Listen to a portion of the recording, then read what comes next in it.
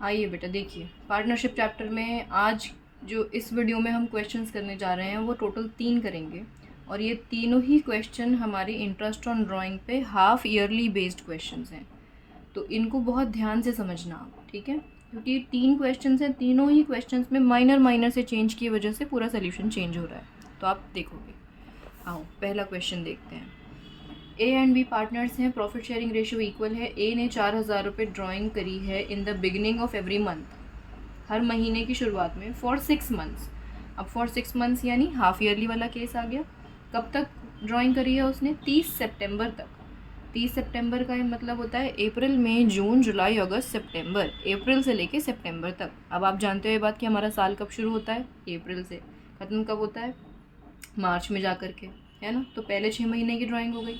Calculate करना है हमें interest 5% for the period of 6 months ended 30 सितंबर 2024 लिखा है, यानी इनका पीरियड ख़त्म ही सितंबर में हो रहा है।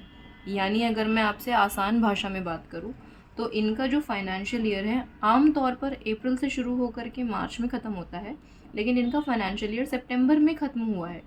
सितंबर में फाइनेंशियल ईयर ख़त्म होने का मतलब क्या है कि जो इसने ड्राइंग करी हैं वो सितंबर तक करी हैं, यानी एक तरीके से साल के अंत में करी हैं ड्राइंग, क्योंकि सितंबर अगर साल का अंत है और सितंबर तक वो ड्राइंग कर रहा है, इसका मतलब क्या है कि साल में 12 महीने होते हैं ना, तो आखिरी के 6 महीनों में ड्राइंग करी है इसने।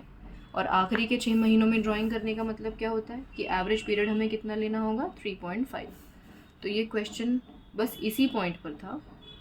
4,000 रुपये की हमारी ड्राइंग, और क्योंकि ये हर महीने हुई है तो बच्चों को हमेशा गलतफहमी होती है, महीने मतलब इंटू 12 कर दो। अरे नहीं बेटा, उसने 6 महीने तक करी है, इंटू 6 करोगे आप। रेट ऑफ इंटरेस्ट उन्होंने हमसे बोला 5%, आप 5% निकालोगे।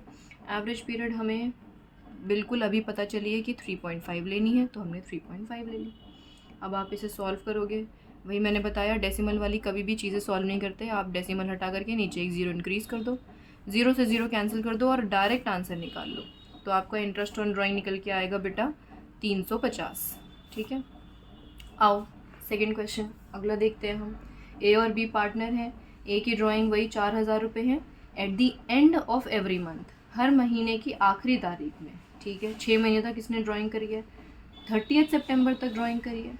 कैलकुलेट करना है हमें interest on drawing 5% for the period of 6 months ended 30 सितंबर, यानी यहाँ पर भी साल 30 सितंबर को ही ख़त्म हो रहा है।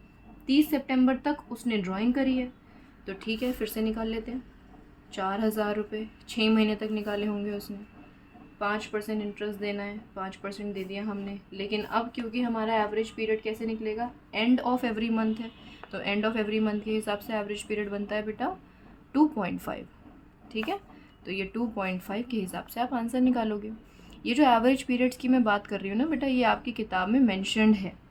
ठीक है, तो आप इसको वहाँ जा कर के देख सकते हो, ये लिखा हुआ है कैसे निकला है ये।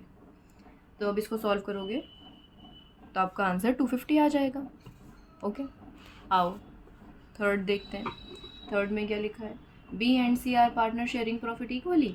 सी रेगुलरली ड्राइंग करता है 5,000 रुपये की हर महीने in the beginning of the 6 months, यानी ये 5,000 रुपये की, चलो मैं साथ साथ लिखती हूँ, 5,000 रुपये की ड्राइंग हर महीने कर रहा है। ठीक है, इतनी बात समझ में आई।